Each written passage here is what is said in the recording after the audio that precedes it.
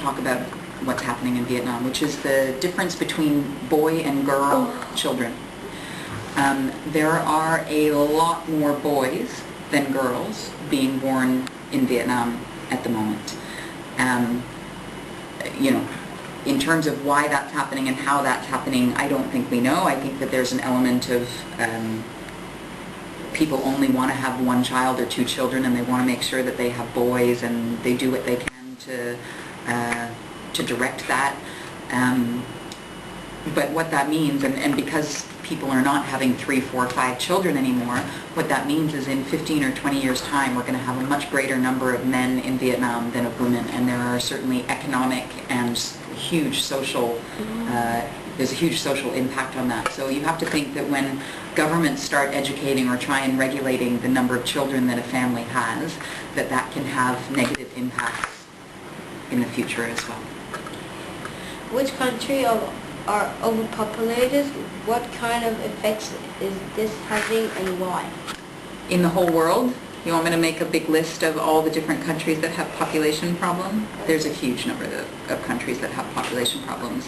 South America, Africa, several of the countries within those continents, as well as a number of countries within Asia, are having some kind of population crisis. India, not so much. Pakistan, China has an element, but not so much. But it depends on what you mean by overpopulated. Your opinion or my opinion on what overpopulated means maybe doesn't fit with their opinion of overpopulated means. It's a little bit, do they have enough resources? No. But how do you define what is overpopulated? I guess if you take it back to the basic level of how many countries are unable to feed their people, how many countries don't have enough food and water for their people, there are a lot out there. But if they slow their population growth, and if you try and work on slowing their population growth, it's going to, if you put challenges on them on developing their economies and developing their livelihoods, and it's a real challenge. If there was an easy answer, governments would be doing it. There's not an easy answer to this problem.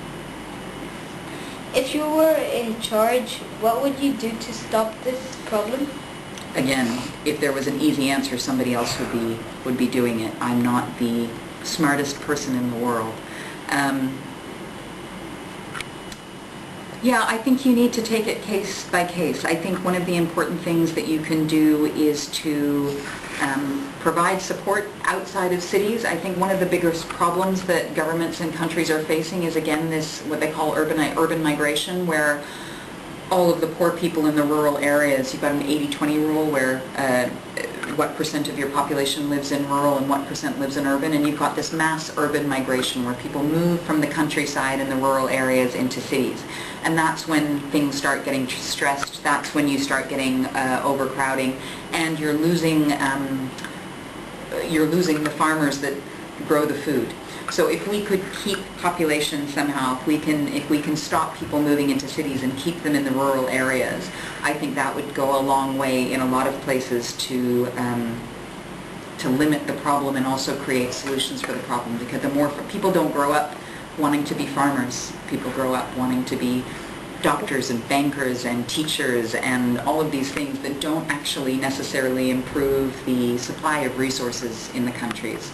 So I think we need to be encouraging innovation in terms of science and technology, that we can find solutions, that those people, young, bright students like yourselves, can find answers via technology for some of these problems. And there's a lot of universities around the world that are working on just that, how to grow food more efficiently, how to access clean water, how to convert seawater or salt water into fresh water that people can drink. I mean, there's a lot of answers to be found in those types of scientific innovations.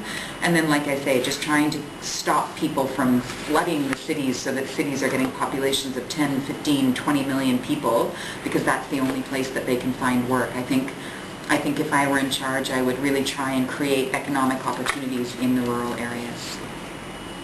Thank you for your time this morning. Thank you for coming for this interview. You're very welcome. I know that you have prepared questions that were really good, smart questions that I hope help you guys answer your big question for the exhibition. Do you have any other questions that you have thought of while I'm sitting here talking and you didn't get to ask any questions? Did any questions come to your mind just from what I've been saying? No, thank you. Yeah, when I'm hearing you answering the question, and then I'm thinking of question, but that time you also talk about that and while you answer. I already answered your questions? That's great.